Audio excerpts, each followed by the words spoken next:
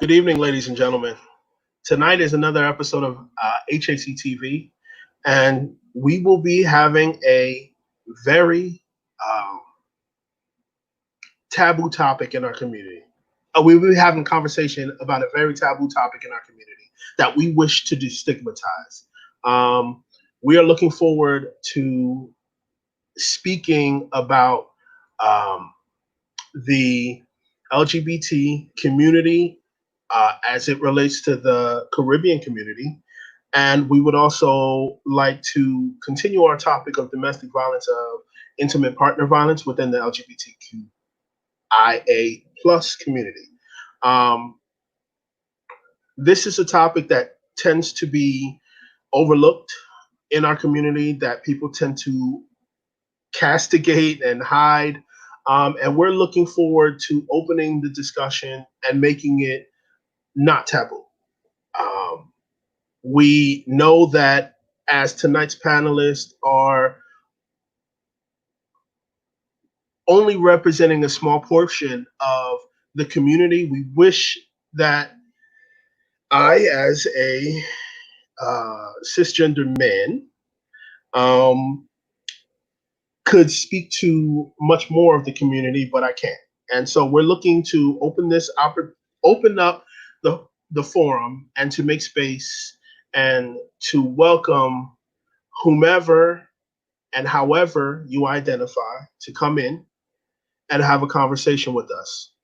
I would like to introduce Josh Pierre, who is the district leader, as he's going to be leading the conversation as I take a step back.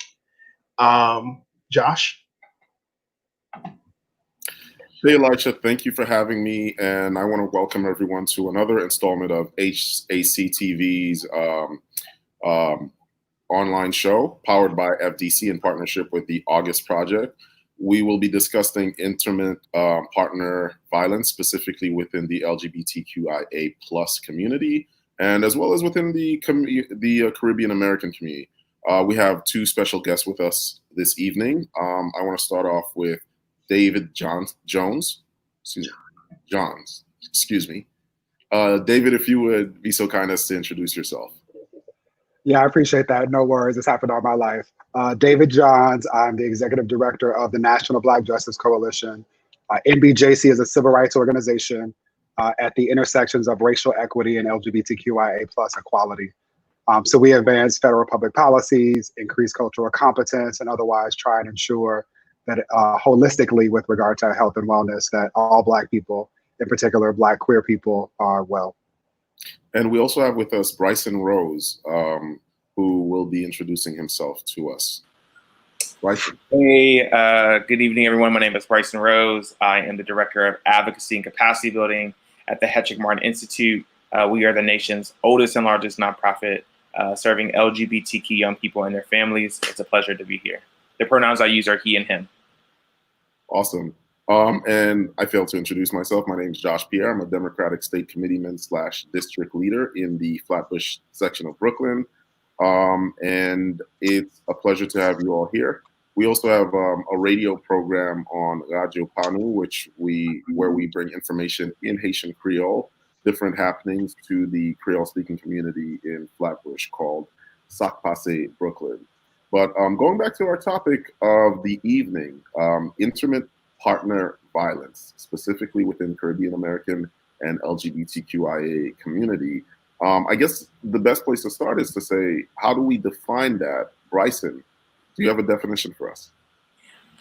Wow. I would say that intimate partner violence is sort of broad in nature. And so I think of it like a continuum. So there are different sort of facets of intimate partner violence, ranging from things like stalking to physical and mental abuse between partners. So that can look like, withholding resources. That could look like threatening someone around immigration status or getting documentation so folks could work. That could look like using money and housing as a threat to control, manipulate, and intimidate a partner. It could look like physical violence. It could look like verbal abuse. It could look like tracking someone, stalking. So it's actually a pretty broad concept, IPV. So, David, based on what Bryson said, would you agree that it's a broad term in general, and it's not limited to people being physically abused? Yes. Period. No. Yes, I'm going to agree in part because Bryson is brilliant and the work of Hedrick Martin is critical. And yes, the three things I wrote down listening to Bryson to underscore his points are that, yes, it's all true. Intimate partner violence is also serious and preventable. It includes physical, material, emotional, and psychological abuse, manipulation, or terror. And it does not require sexual intimacy. Now, so let's dig into this a little bit. How often do we see intimate partner violence within Caribbean communities and within LGBTQIA communities, Bryson? So the work that we do at Hedrick Martin, we have lots of young people living at that intersection specifically, but also for young people who those two things are not sort of intersecting. I would say it's probably something that isn't as reported or talked about, or it's not named as such. So something I was sharing with you all earlier is that sometimes our young people, because they have sort of embodied or sort of internalized notions of heterosexism, notions of homophobia and transphobia, they don't necessarily see the abuse they may experience or inflict on a partner as IPV. So in their mind, for example, they could say, we both identify as women. And so therefore, me hitting my partner isn't really abuse because the only way that we conceive of intimate partner violence stems from a man hitting a woman, right? Or there's an unequal distribution of power amongst genders. So therefore, it's not really abuse. Couple that with sort of like, we don't talk about these concepts or these experiences, coupled with the fact that I may not be out. So I may not be able to disclose what I'm experiencing from an intimate partner because I haven't yet sort of invited folks in. I think that that's also something important. So to answer your question, in terms of enumerating, we can't because we don't have this, the type of tools, and we don't have a lot of providers with the skill to really get in there. But it is something that we should be continue to talk about with not only other human service providers, but within our families and communities. And have either of you, and you're here to speak freely in whatever capacity you like. Have either of you experienced intimate partner violence, or are there any anecdotal stories you can tell us about intimate partner violence that you can share? Before we go there, before we go there, I want to stay where Bryson was in your previous question, which is that, and before I do that, I want to say thank you to Elisha for framing the discussion. He did not plan to do that, but based on the pre-conversation that we all had, we decided that it was important. So I want him to hear me say thank you in this space. And again, the point that Bryson made is that it is really difficult to have these discussions, and some of that is by design. Your question specifically was, what is this experience like within the Caribbean community and then within the LGBTQIA+ community? And even the framing of the question suggests that those are two separate communities. And the reality is that there isn't a data set that asks people questions about race that is disaggregated by country of origin, right? That also then asks them about sexual identity, gender orientation, or expression, that then also asks them about whether or not they've experienced anything that might feel like intimate partner violence. And that's by design, right? It's by design in part because you can then export images of Black people all being savages and all Black men beating on their women and not really have to have data to verify that, right? And so I want to be clear that it's really hard to answer the question. And I shared a resource with Ruth. I want to shout out Ruth as well around the Caribbean awareness around HIV, because we know Black people generally are disproportionately affected by HIV, but we don't have the kind of data that allows us to have that conversation rooted in Caribbeanness. So that having been said, what we do know based on data that is collected, and again, this is data that speaks to LGBTQ stuff, which white supremacy, anti-Blackness here in America is almost always white queer people. The data shows because is it, hold on, before you go into the data, is that a function of the fact that the questions are not being asked within Black communities, or we as Black people are not responding to the questions or surveys? The answer is racism, and technically, based on the way you lay that out, it's C, all of the above. Okay. It's racism because of the way that language works. When, right, like even think about the reality that unless you all name something Caribbean, the assumption is that it's going to be Black, right? If you're talking specifically, people are looking at you. If not, the assumption is that it's white. Again, I'm going to read data that's about LGBTQ, domestic violence, intimate partner violence, and the LGBTQ community. Unless there's a prefix added to that, the way that power works is that the assumption is that it's white. Okay, fair enough. Right? Similarly, if I say I'm an American, if people aren't looking at me or don't have any additional data points, the assumption is that I'm a white American. Similarly, if I say that I am, and I don't use the term gay in part for this reason, if I say I'm gay and they're not looking at me, the assumption is that I'm a white gay man. I use the term same gender loving, which was created by a Black man in the US because it identifies that I'm equally proud of being both Black, right, a descendant of enslaved Africans in America, and I'm also same gender loving. That language doesn't exist in the Caribbean. That is one of the ways that we know that this is complicated by design. Does that make sense? Gotcha. So that having been said, we know that almost half of lesbian women who, to your point, the second one, like Black people also have a distrusting relationship with like giving up our information and health systems and all of that because of trauma. 43.8% of lesbian women and 61.1% of bisexual women identify having experienced some form of intimate partner violence. The rates are slightly less for gay men. It's around 30% for gay men and 37% of bisexual men. Again, there are a lot of Black men who engage in queer relationships who might not identify as gay, who might not be captured. I won't continue to read this, but I will say two things related to this. What we do know is that individuals who identify as bisexual, which is also something that we don't spend a lot of time talking about, bisexuality amongst women, especially in the US, is thought of being as something that is designed for the pleasure of a man. And bisexuality amongst men is often thought of as a pit stop on the way to him identifying as gay. But individuals who identify as bisexual and individuals who identify as having trans experience report higher levels of intimate partner violence as well. Okay. So, well, thank you for bringing the data and some more clarity to the issue. So having said that, do you guys have any, stories, anecdotes to tell with regards to intimate partner violence? And I'll start with you, Bryson.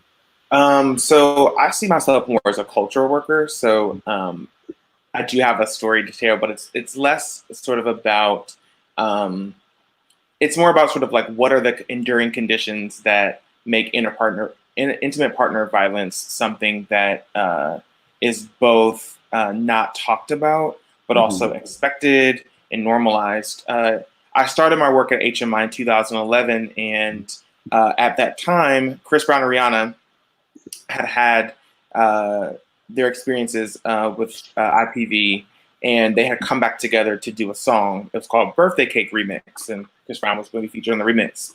And I asked my interns at the time who were involved in the community, all of them were Black identified, some of them were Caribbean, was about like, what do you think about this thing? And they were like, well, it's fine. Like my dad's hit my mom before, and they're still together. And so, one intern who is the daughter of Caribbean immigrants said, if it was me involved in this incident with another woman, y'all wouldn't give two damns, right? So like, I don't understand why we're having this conversation, because this happens all the time. And so for me, the bigger issue is how do we start empowering communities to have these conversations about the violence that's perpetuated in our homes, in our communities, and that's been normalized, and how do we start shifting those conversations? And I think you have to start in the margins. You have to start with people who are because of homophobia, because of transphobia, because of systemic racism, historical racism,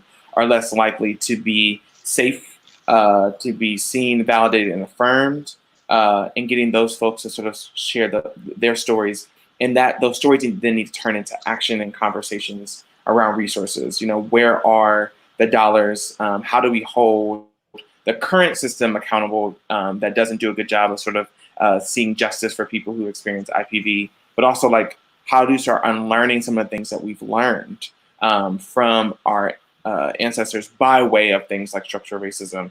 I'm much more interested in sort of how does community heal itself, and how are we in community with each other and start to unlearn some of these things that we've learned around the normalization of violence. Okay. And David, what about you? What are some of the stories or experiences you've seen? Yeah, I think two things. I agree again with everything that Bryson said. And I also want us to be mindful of what trauma porn has done to us in all of its form. We spent a lot of time talking about it in the form of police violence. But I say this to say that there is sadly a growing body of evidence of Black people who have experienced intimate partner violence and other forms of physical violence in relationship that exist. And so people can Google and listen to people talking about this in their own words. I will mention that last July, this time last year, there was a story that received media attention. A young man named Avery Palmer, a trans young man, was raped by a U.S. Marshal. And this is important because rape is something that we don't talk about as being possible between two men, or not possible between anybody who's not a cis hetero man or a woman. And Avery has talked about this experience. So I encourage you all to listen to Avery talk about it in his own words. I will share my own story of having been in a relationship with a man, a Black man, who in a moment of frustration and probably righteous rage hit a wall. And that was enough for me. It was enough to end the relationship. And it was enough for me to be clear about not wanting to be around to see what would happen if the situation were worse or the feelings were magnified. And again, going back to what Bryson said earlier, all of us should appreciate, if we are honest with ourselves, that there are likely things that we've experienced that show up on the spectrum of intimate partner violence. Okay. And David, I know you're not going to be with us for the entire time. Are there some key points that you would like to discuss or make before you leave us? No, I appreciate that. Again, I appreciate you all making space. I appreciate my brother Bryson for being committed to this work, and to Ruth for making space for this, and to Elijah for being open and receptive. It's not an easy thing to do, and I will say to you all what I said to Elijah, which is that the easiest thing is to not have any of these conversations versus digging in and sitting in the discomfort.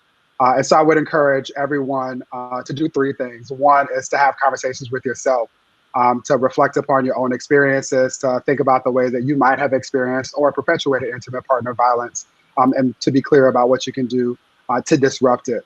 The second thing is acknowledging that we're having a number of conversations at the same time, is to be really thoughtful and to be really selfish about how you all as an organization and as a community make space for the members of the organization and the community who also have some of these expertise and experiences that might not otherwise feel welcome to share them. And then the last thing is to know that acknowledging that this is tough work, that you are not alone. There are organizations like HMI and the National Black Justice Coalition who exist to be resources as you all do this important work. So thank you.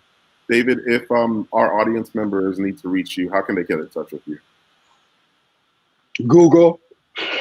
I'm at nbjc.org, and we're at NBJC on the move across platforms. Awesome. Thank you for joining us and contributing. My pleasure. Okay. Thank you for having me. Listen to everything Bryson says. I'll talk to you soon, buddy. Later. Okay, Bryson, and then there were two. So, as we dig into this topic, let me ask you,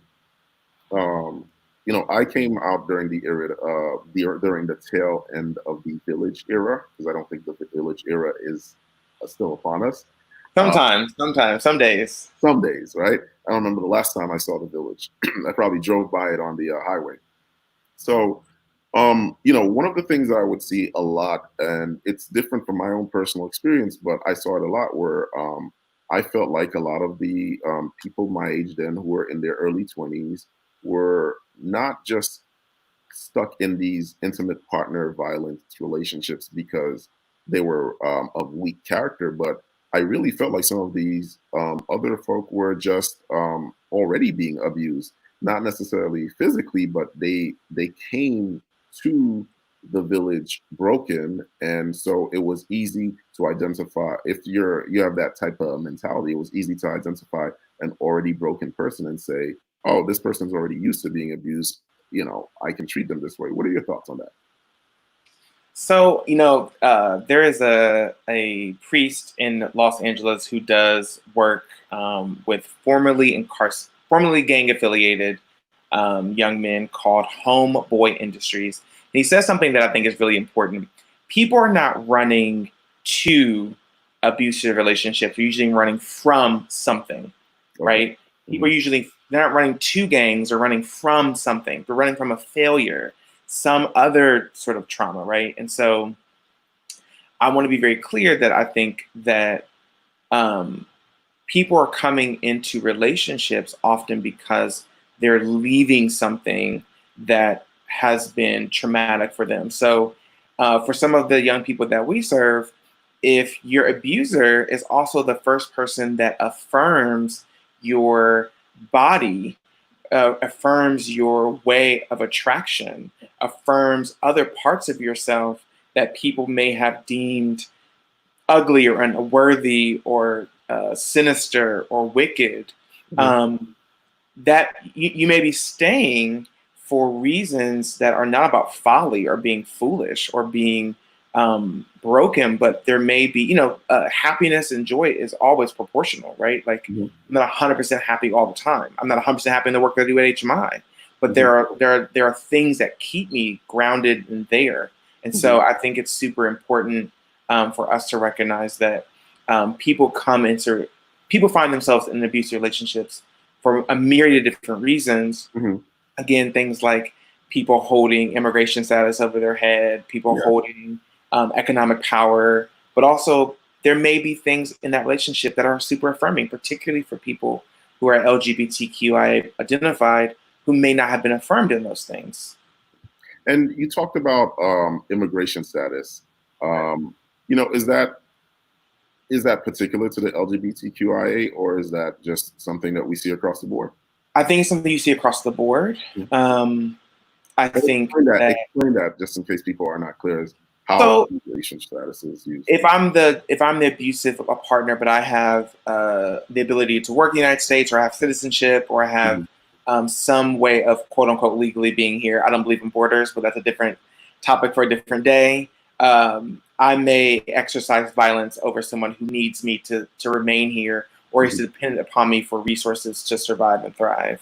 I think that's a huge part of it. The other part that people don't often talk about is the fear of deportation, right? So when people are deported to places that are not safe for LGBTQ people, they may be murdered. That actually happens quite often. So when we talk about our broken immigration system, we can't have this conversation without talking about our broken immigration system that puts certain people and certain experiences at heightened risk around what deportation looks like to home countries and communities.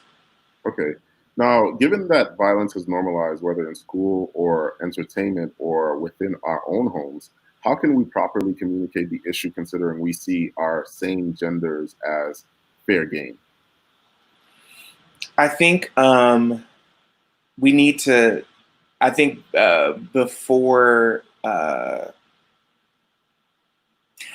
actually need to talk about what violence actually looks like and how it's wrong. Yeah, so let's talk about that. Say, what does the violence actually look like? Let's say you're looking at it from the outside and you're trying to look in. How do you identify that? I don't think you'd always know, to be very honest. I think that abusers have a really good way of keeping things secret. But, I think in terms of how people respond, so do people shift plans, right, abruptly, or are they super concerned with approval or shift plans abruptly? Sometimes someone could say, hey, we had a plan to go out to eat, to go to the village, and someone like, well, Bryson's one of his moods, so I can't go. I don't know. Okay. So it's not like when I'm like, oh, invite me, but I don't want to go. It's really like I was excited to come along, but Corey says or whatever, right? Okay. Absolutely. Obviously, I think it's about people who are like, I can't go because I don't have any money, but they're not necessarily strapped for money, right? Like there's an inconsistency on sort of around finance for them that's extreme. Okay. I think it could be small things like I can't post that, right? A seemingly innocuous post could be met with a lot of fear. Don't tag this photo. I don't want so-and-so to know I'm here, right? Because part of IPV is also stalking, right? Okay. And we often sometimes minimize that, right? We minimize the controlling behaviors of our partners that could be coercive and abusive. So, checking in and see where someone is and call, lots of calls, right? When you're out doing something, someone getting repeated calls from their partners. And you can sense that trepidation of not wanting to answer or not wanting to answer. But there's a lot of things. I think most important is to create an environment where we're encouraging people to understand what consent is, what healthy relationships are. I think for so many people, there is a lack of understanding of what is a mutually beneficial, generative, healthy, exciting relationship to be in. I think we have a lot of examples of things that aren't healthy. And so it's hard for us to discern when that unhealthy relationship also becomes abusive. And also from the outside looking in, what is the role of you as the person on the outside that is concerned? I think it depends on your role. I think first you want to be an open person to talk to without judgment. The last thing people need who are experiencing IPV is to feel judged or shamed. So they should be able to disclose things to you without judgment. So that may take some practice of learning how to control your facial features, learning how to ask the appropriate follow-up questions, checking in on their emotional well-being, right? Why they're disclosing. Again, reiterating that none of this is their fault, right? This is not their fault. They don't deserve this. And again, reflecting on what healthy relationships look like and why everyone's deserving of one. Is there a tendency or a trend for people who are in abusive relationships to go from one abusive relation to the next and thus staying in a trend or a cycle of just abusive relationships? Well, I can say that our brains like patterns, right? And so the devil you know is better than one you don't know. And so for a lot of people, this is how they have conceived of love. They haven't experienced healthy, boundaried love from parents or caregivers or friends. And so there isn't a model. And so perhaps, again, the only thing they understand is love. I'll give you an example, and this may make a lot of my Haitian folks feel some type of way. But in terms of, if your parent beats you, then says they love you, right? If you're made to kneel in rice for a while, right? If you're, these are the things I have that no idea what you're talking about, but yeah. I don't know, but if people are experiencing what we call corporal punishment from our parents, but then also being told they love, like, what does that tell us about what love looks like and should look like? So again, we have to question, what we've learned. Another thing that I'm learning in my work is never, ever, ever, ever, ever, ever require a young person to hug or touch someone that they don't want to, including grandmothers, including grandfathers, including you as a parent, right? Young people don't have to show affection or acknowledge people just because there's a pressure from an adult, right? They have the ability to say, I don't want to hug grandma. I don't want to, touch this person, right? Like forced touch and intimacy can create a mixed understanding of who has the ability to say yes and who has the ability to say no, and when and with whom, right? We want to. I have to absorb that one because, if you walk into a Haitian or most Caribbean households and there are 15 people in the room, you will individually greet all 15 individuals in the room, especially if they're an elder. So that's a very interesting one. Like that's where culture meets, I guess, a bad situation. So like if a young person is painfully shy, right, and the idea of saying hello could feel overwhelming, or maybe they need time to send you out, right? That's a beautiful the power of discernment, right? To be like, I just woke up, I'm not know what's going on, let me figure things out. I may warm up to you. That's a beautiful thing, right? That's something that we want to encourage in young people. Listen to your gut, listen to your feeling, and when you feel safe enough, you want to share. But again, it's unlearning, right? We can learn as much as we want, but what are we unlearning in the process? And taking it back to, this is specifically about, to a certain extent, about the LGBTQIA community. Is there a disproportional rate of abuse or intimate partner violence in the community? I think, like David said, there is a real, our numbers are not great. So from what's reported, yes, but we just don't know because we don't know who feels comfortable enough to share or disclose that information when talking about it. We don't have good IPV numbers, generally speaking. Again, because how we define IPV, a lot of folks don't define for anyone in general, but specifically for Black folks. I think there's also a mistrust, right? Like, what are you doing with the information? Is it really anonymous? What's going to happen? I don't want to make Black folks look bad. There's a lot of things that we have to, again, unlearn. And that's something true. Like a lot of Black folks say, data will be used against us to justify our treatment. So I don't want to disclose anything that makes us look criminal, right? And so that's really important thing to understand. Now, it's unfortunate that we don't have a trans person of color to speak this evening. Hopefully at some point we do have someone to do that. It's coming to light the disproportionate number of trans women who get murdered each year. It's becoming a thing that people are focused on. What is the correlation between that and the abuse that we're discussing, or the intimate partner violence that we're discussing?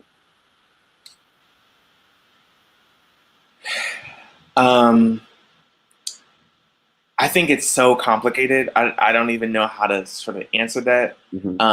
I think I'll try to say that I think that there's something deep within us, particularly as cis folks, right? Cisgender folks, or folks whose sex and gender assigned at birth align with how we see ourselves now.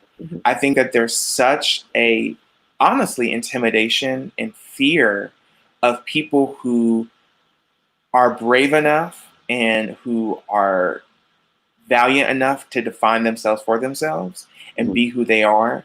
I think for a lot of particularly cisgender heterosexual Black men, there's this fear of being othered, and they take it out on folks who were brave enough to live in their truth. And so I think there's also a history of racism that erases how our ancestors understood that gender and sexuality exists on a continuum and not in a binary. I think that there is a lot of respectability amongst Black folks to perform in particular ways so that we are proving that we are not pathological or that we are not deviant. I think there's a strong constellation of racism and sexism and white supremacy that prevents us from moving beyond what we're given around what it means to be a person with a body that deserves pleasure and autonomy and safety. And I think that many of those folks conform to what the expectation should be, and when folks deviate from that, they're met with violence. Okay. And so having said that, going back to the question I had asked earlier, given that violence is normalized, whether in school, as entertainment, or within our own homes, how can we properly communicate the issue, considering we see our same gender as fair game? I think it starts with us, right? It starts with the individual saying violence is not okay, right? It just isn't. It just actually is not okay. Using the threat of force or force to coerce people into behaviors or harming them because we have a disagreement, or that's just not okay in any capacity. So whether it's interpersonal violence in terms of stalking, in terms of hitting someone, in terms of murdering someone, like all that exists on the same in the same plane as not okay behavior. And then I think it starts with checking people. Because again, I don't think violence is a switch on, switch off. I think that there are enduring conditions and cultures. So I think that it starts with words. It starts with how we talk to people. It starts with our intentions behind our words. And I think that when we offer boundaries and say, we don't do that here in this space. This space is about making sure everyone feels safe and welcome. I think you can quell all that behavior. So the other question I had for you is, in the interactions that I've had with people that I felt like that they were in a intimate partner relationship where there was violence, well, not necessarily violence, but certainly abuse, there was always the question of, well, I believe this individual will change, or how do I work through? There was very rarely the case that the person said, I need to get out of this. It was usually, how do I make this work? So what are your thoughts on that? I think people may not see it as such, right? It's easier to see things when you're not inside the relationship. I think there is a lot of desire for people to say, you're so good in this area and I want you to change in this area. So I'm going to focus on the potential. I think sometimes it's just hard. If we have been socialized to see this behavior as normal, it may not raise a flag for the person inside the relationship. It may seem episodic or it happens every so often, but this isn't really a reflection of this person. I think what helps us to do is get people to reflect on their own worth, right? So take the person out of it. Do you deserve this behavior? Would you enact this behavior on someone? When this person does this, how does it make you feel, right? Is this something that you want to feel ever, if you can avoid it?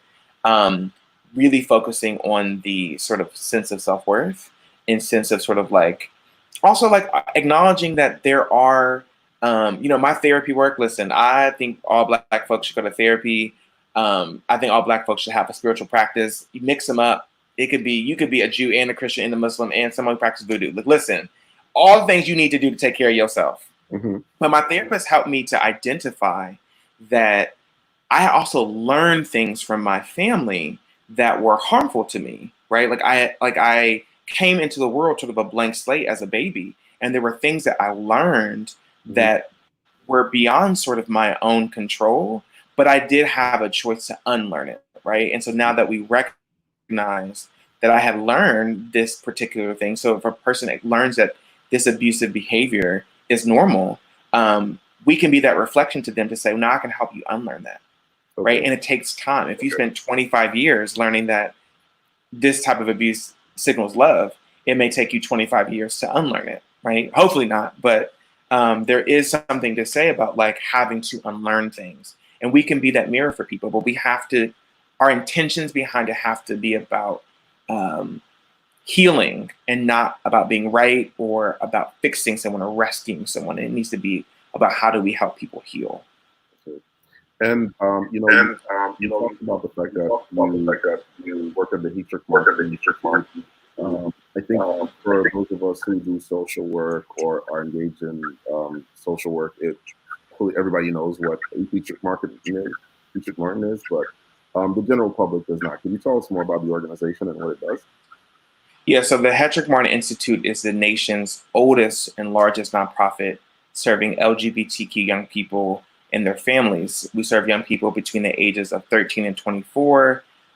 Everything is free and confidential, so a young person can come into our space when we're open, or they can visit us online. As you see, the link is flashing below me, but they're able to join and access our services. We offer free long-term mental health counseling to young people. We do group work with counselors and therapists, family work. We have all sorts of internship available for young people. So I know that SYEP for many people is sort of not happening this summer, or we hope that there's a reallocation of funds to make sure SYEP happens, but we also offer internships. We offer art, dance, photography, you name it, we do it. So yeah, we really want to be in community with the community. We want to put the community back in community-based organization. So that's what we do. We try to serve the communities. And why specifically do we have or need a Heatrick Martin Institute? Because historically, LGBTQIA plus people were marginalized. We faced pronounced violence, particularly if we live at the intersections of being Black and being LGBTQIA. But now, in addition to also sort of responding to the trauma and crisis, I think also born out of that is that there is a particular brilliance and beauty that our young people have that they can teach the world. So it's also we also reimagine what space can look like, how we can be with each other in community. So we have so many young people who identify as being Caribbean and also LGBTQ and also a dancer and also into astrology and also someone that likes to travel, right? Also a web designer. And so all those things make the content and the magic and the beauty of our work really illuminate. So HMIs not only exist to serve the specific needs of young people around like basic needs, but also to help the world reimagine how to be our best selves. You know, one of the things that I've observed, and maybe you see it differently, is that I've seen many LGBTQ Black folk who have had to leave the Black community to achieve success. And they usually are achieving success in something that they wanted to do within the Black community. It wasn't maybe as welcomed, and they would go out, particularly into the white community. They would get that work done, get the acclaim, or even get a certain level of acclaim, and then have it culturally co-opting their appropriating. Yeah, exactly. And then moved on. What are your thoughts on that? Why is there restrictions on success? Do people find more fertile soil when they step outside of our Black community? And could we have been contributing that success and growing it within our own Black community? That's a very complicated conversation. I think that's something that I talk about often. So shout out to Ruth Jean-Marie, who we always have these conversations. I think it's complicated. I think that it's hard to be a prophet in your own land, regardless of who you are. So particularly if you're not the only unicorn in your community, right? Like people may be like, you're not that special, right? There are other folks, Iman, the supermodel, says, well, I'm Somali, but a lot of folks who look like me live in Somalia. Like, I'm not particularly, I'm not especially gorgeous, right? Although she is. I think for a lot of folks, again, assimilation and respectability play a huge role in who we lift up in our communities. And so anyone who deviates outside of that, it's going to have a really hard time achieving success.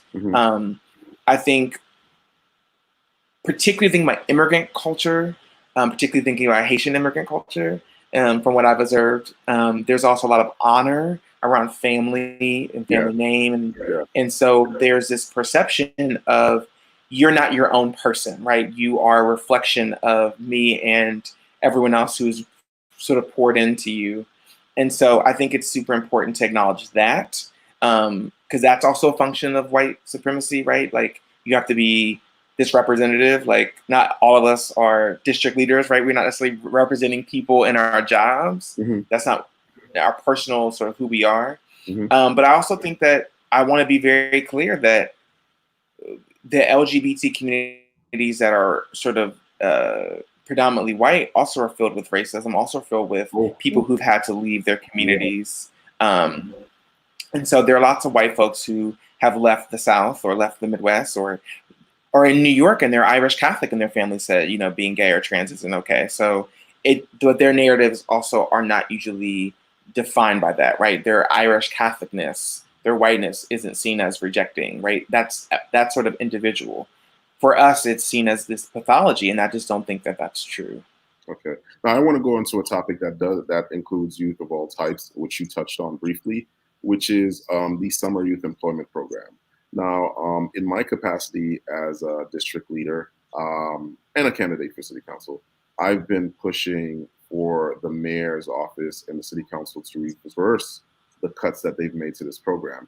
There are about 75,000, I'd say, youth that count on this program for employment during the summer period. It's a great way to have kids develop skill sets, earn a paycheck, and in our immigrant Caribbean communities, also be able to contribute to family income. Excuse me, I was gonna say Elijah. Can you tell us, Bryson, excuse me, why is that program so critical, and why do you mention it earlier, in your opinion? Wow, it's critical for a lot of things, even things we talked about today, specifically around independence and autonomy. So the SYEP program equips young people with opportunities to learn skills that are also, so take a step back. Employment for young people is what we call path dependent, right? So you are more likely, and this is research coming out of the Mayor's Fund and the Office for Center for Youth Employment. We did work with them around why they should make their programs more inclusive for LGBTQ young people. You're more likely to be employable if you work when you were younger. That's just how it works. It's called path dependency. So if you have a job, I was a lifeguard when I was 15, and I was a lifeguard until I was 19, and I became a water safety instructor. And these are experiences and recommendations and references I could use to get other types of employment, particularly employment that paid a prevailing wage that allowed me to be competitive for college admissions, that gave me a certain type of licensure, a certain type of boost on my resume. And so when young people don't have access to these things, particularly young people living at the intersections of maybe being children of immigrants or immigrants themselves, Black and LGBTQIA+, the other sort of employment prospects are super harrowing. So we need, again, all people need access to resources in a capitalist society to thrive, right? And so in the more systemic oppression that you face because of your group memberships, the more you need access to it. So when we're thinking about SYEP for some of our young people who may be in abusive relationships, that's income and time away from their possible abusive partner, and then connection to resources that they could use outside of the SYEP program and outside of the summer. So if I understand correctly, are you saying that people who would be in these situations that are they're already on a path to being less likely to be employed, and this actually tremendously ups them? It's a form of equity towards the path of being an employable member of our society, if I understand. Absolutely. It teaches you how to be accountable to yourself and to others. It may give you opportunities and skills to learn skills that you wouldn't otherwise learn. So say you work at a nonprofit and you're doing data entry, you're learning how to use Salesforce, you're learning how to use possibly like Excel. And these are the skills that you need to move outside of jobs that are service sector that could possibly pay a more prevailing wage or make you competitive for a more, for all sorts of things, right? And so when young people don't have these opportunities to participate, and they're also not being hired in the traditional labor markets, it makes it harder for them to become employable when they get older, because what they will say, you lack experience, right? Well, I didn't get the experience. How do I get the experience? How do I get the experience without the experience? And these folks also cannot take an unpaid internship. Because they can afford it, whereas from a more middle, which no one should. It should be illegal. Yeah, because pay people for the work. But it does give an advantage to people who are wealthier and don't necessarily need the work; they just want the experience. Okay, exactly. So for those of you who are listening who understand the value of the Summer Youth Employment Program and would like to do more to support it, we do have a petition on my city council website. which is pierre2021.com. If you put backslash SYEP in lowercase, you'll be able to sign on to that petition. We've submitted over 400 signatures to the city council, the mayor, etc., on this particular issue, and we would encourage you to sign on. So, we're at the point where we're at final words. Bryson, is there anything else you'd like to share with the community before we close out our show?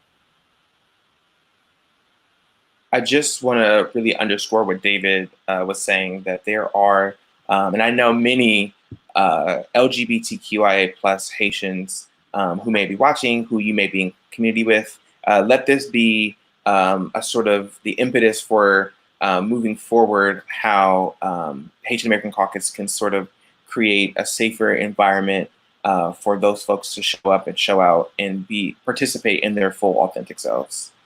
Okay. And Bryson, if any of our viewers would like to reach out to you, connect with you, how can they do that? You can just go to, well, my email is B as in boy, Rose, like my last name, @hmi.org, or you can just Google my name and HMI will pop up and you get my email from there. All right. So thank you for joining us, and thank you for all the wealth of information you brought to this show. We hope to have you again. For those of you who are watching, you've been watching HACTV powered by FDSC in partnership with the August Project. My name is Josh Pierre, District Leader and candidate for New York City Council in the 40th Council District. If you'd like to know more about me, you can visit my website, which is pierre2021.com. Thank you and have a good evening. Yes.